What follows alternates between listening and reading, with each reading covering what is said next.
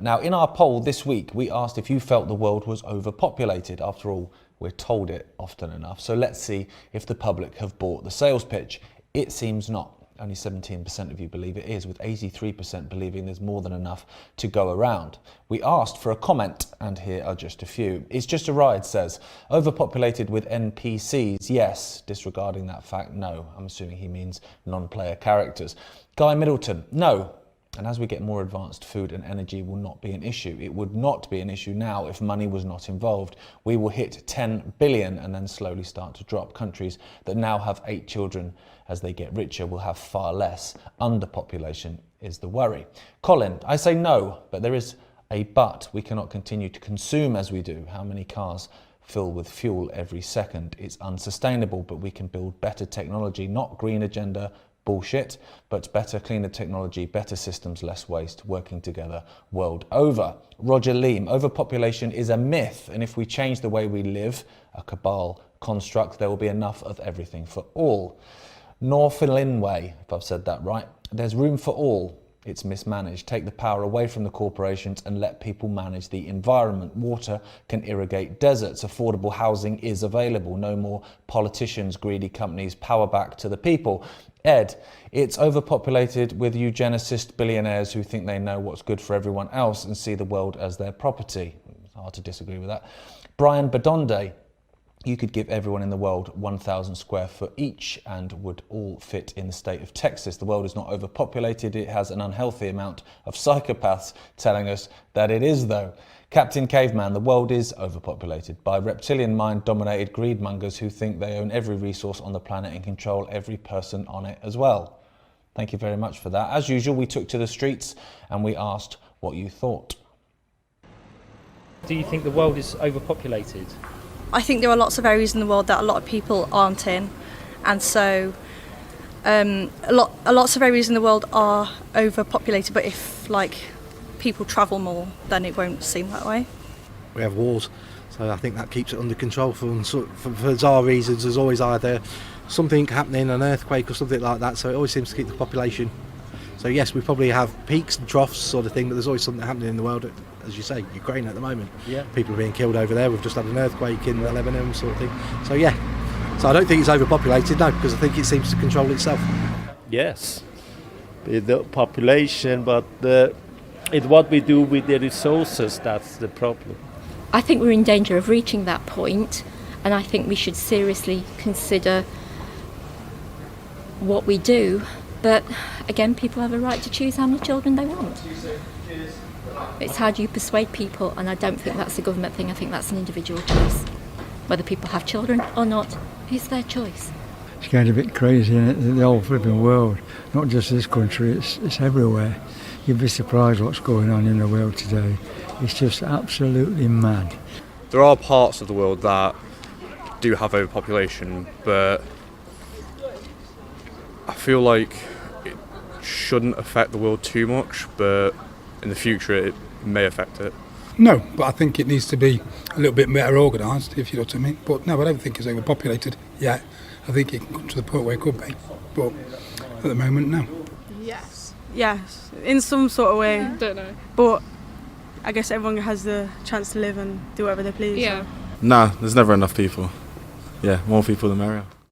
March 2020 was a rather lonely place for those of us that saw through the nonsense, but it must have been even more lonely for someone who was within the medical profession but also saw through it. Dr. Sam Bailey is a medical doctor, founder of award-winning medical organisation SwiftMed, and was the co-presenter of a New Zealand nationwide show called The Checkup. She also co-authored a book called Virus Mania. Now, with those credentials, Sam was a real beacon of light for those of us who knew we were being lied to. At last, someone else was saying what we were thinking, and that obviously took courage. Sam, thank you so much for joining us. Your book, Virus Mania, it calls out something called the pandemic playbook. Can you explain what that is? And as a result of this knowledge, did you see through COVID immediately? Yes, well, my introduction to virus mania was a funny one, actually, but I can tell you that if you'd like. But essentially, virus mania is, like you said, it's the pandemic playbook. And it was actually first written in 2007 by two German authors. So one was a German investigative journalist, Thorsten Engelbrecht, and a German physician called Dr. Klaus Kuhnlein. And they could see in 2007 what was coming because they'd already recorded all this history of these different pandemics. So SARS-1, you've got HIV, AIDS, polio, Spanish flu, and they went through it and showed that there's a particular formula that they use to basically get a pandemic happening. And what they do is they invent the first pandemic. They blame it on an elusive pathogen. Usually it's a virus that's jumping from some animal like a bat or a monkey into humans. And then they ignore other causes of disease and they manipulate the data, the epidemiology, the numbers, so to ramp up fear. So, for example, with SARS-1 in 2003, they said that this had a case fatality rate of 10%, and immediately people are on edge. And then they come up with these tests, which are highly manipulable as well.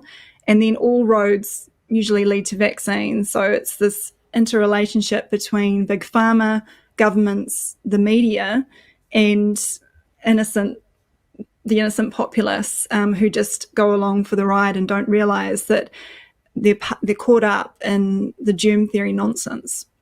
Is that what made you speak out then? You looked at the COVID situation unfolding and thought, do you know what, I need to say something here because this is clearly a scam, essentially. Yeah, well, probably like a lot of people, so in early 2020, I was, like you said, I was working as a medical doctor. I was a presenter for a TV show, a mainstream network. I was asleep, if I'm completely honest. And but I knew something was deeply wrong with what was happening. And I had a YouTube channel, a very small one at the time, and people would write and say, can you talk about social distancing and masks and things like that? And I felt reluctant to, but in the end, I did my own research because I thought, well, I don't know, I need to look into this. And I started making videos on these topics, and eventually I stood on a landmine when I made a particular video in September of 2020 where I had this insider tell me, a lady who ran a PCR testing centre, and she told me how they were turning the funding off and on for the testing centres. And I had just read Virus Mania, so I wasn't part of the book at that stage, but it had this profound effect on me. And I knew that if they were doing more tests, there will be more cases. And so I made a video about this.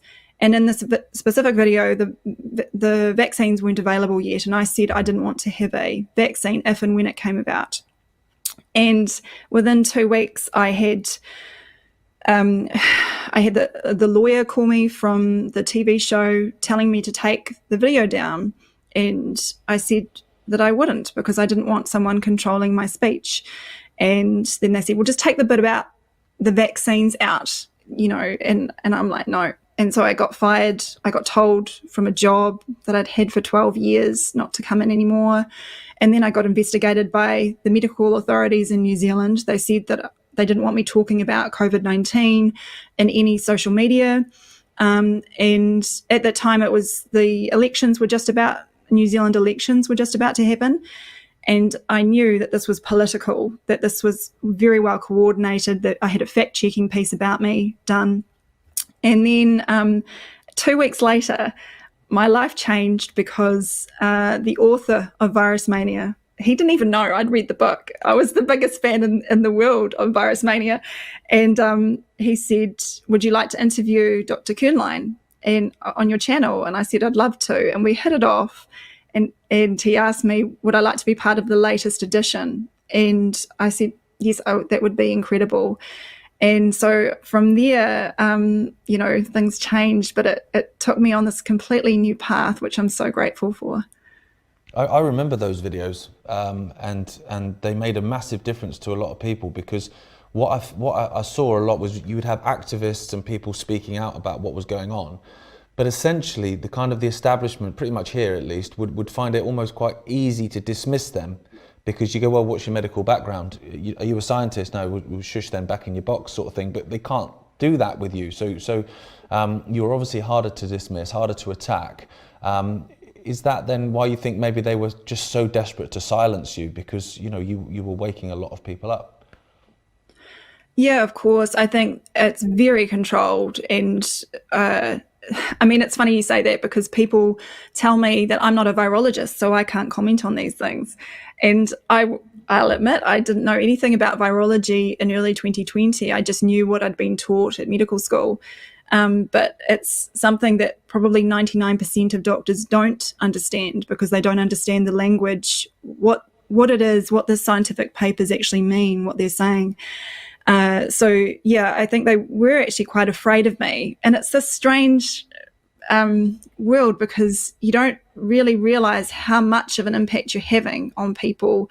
I remember the first time I had a lady come up to me in the supermarket, and she said, "Are you Sam Bailey?" And I was always a bit nervous about that, because I thought, oh, I don't know what they're going to say. And she started crying and said, "Thank you for doing what you're doing. And I mean, you must get this." It's incredible. And having that doctor title does help, but it made me a target. And because at the time too, in 2020, there weren't many people speaking out in New Zealand at all. It was myself, I think, and another doctor, and they go after you. But at the same time, it makes you stronger. It's a very empowering thing when you just saying no.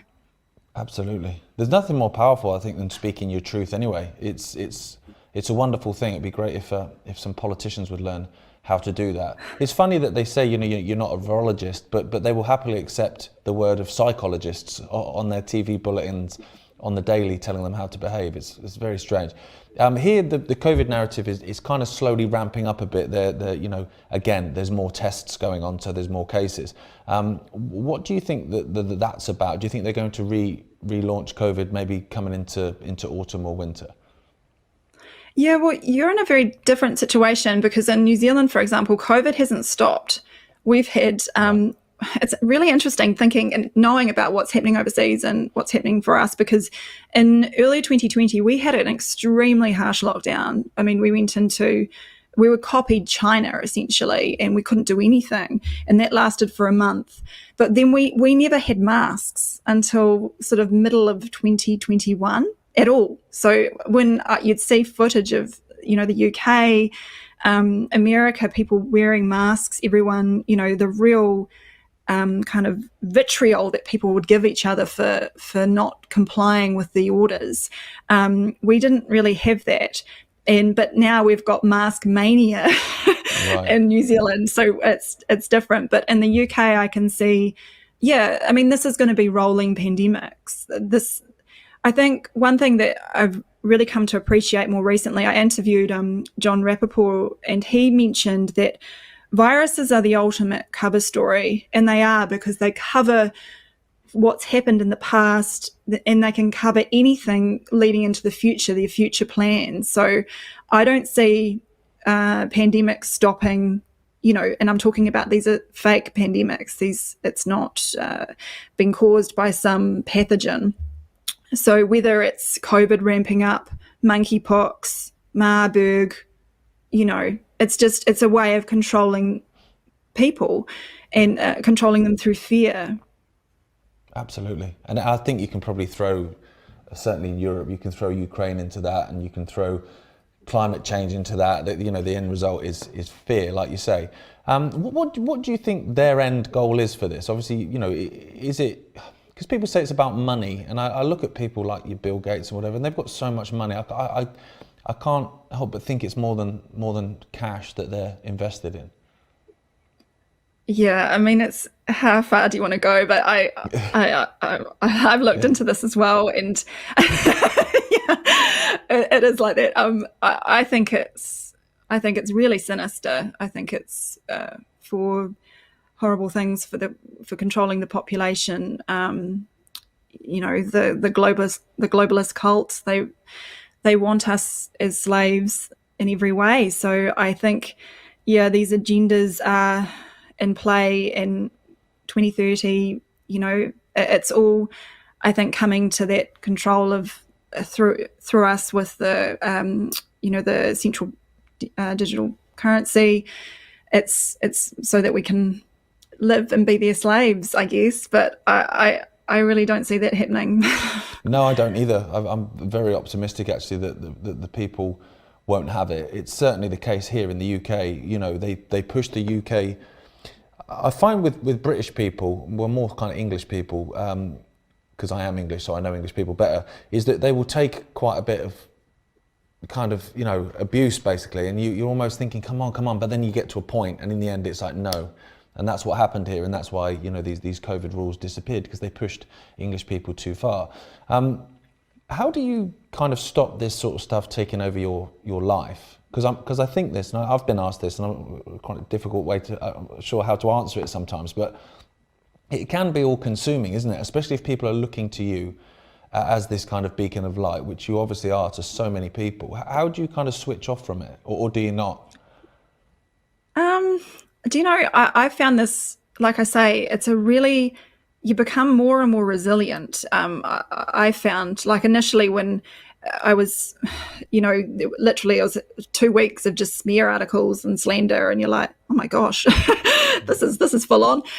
But once you've been through that, it really empowers you. And personally, I have a young family. I'm doing this all for them, for my children, and I just try to lead by example. I don't listen to the mainstream media. I never follow any rules. I'm the most non-conforming person, even though I don't know. I've never scanned in. I'd never do a test, any rapid test, PCR test. And I think it's just knowing that I'm a spiritual person. I believe in God, and I just think that we have God on our side, and it's going to be fine. It's just going through the rough with this as well. But yeah, I like seeing with my kids that we teach them what propaganda is, and they recognize it in this, from school and stuff, and they say, Mum, we've had some more propaganda. I'm like, really? Fantastic. I'm the same. I've got young kids, and my attitude is exactly the same. It's all about them, and I would rather raise a subversive than a submissive. Absolutely. And my 4-year-old is not submissive, that's for sure. So that's I'm the same as you on that, in that sense. But thank you so much for talking to us today, Sam. I really appreciate it. I got a bit fanboy, really, that we managed to talk to you. And I would advise people back home, if they can, get a copy of Virus Mania, because it just it's always good to be prepared, isn't it? You can kind of see what's coming then. When you know what they want to do and how they're going to do it, then it's pretty obvious to see through that propaganda. Yeah, thank you so much, Gareth. I'm in awe of the Ike family. I think you guys are amazing, and what you've given to the world is greater than anything we could hope to ask for. But for me, and this is truly, Virus Mania was my awakening, and I came from conventional medicine. I used to vaccinate the whole thing, and it completely woke me up. But I would encourage people just to do your own research, really, not to take things at face value, and of course follow your wonderful selves.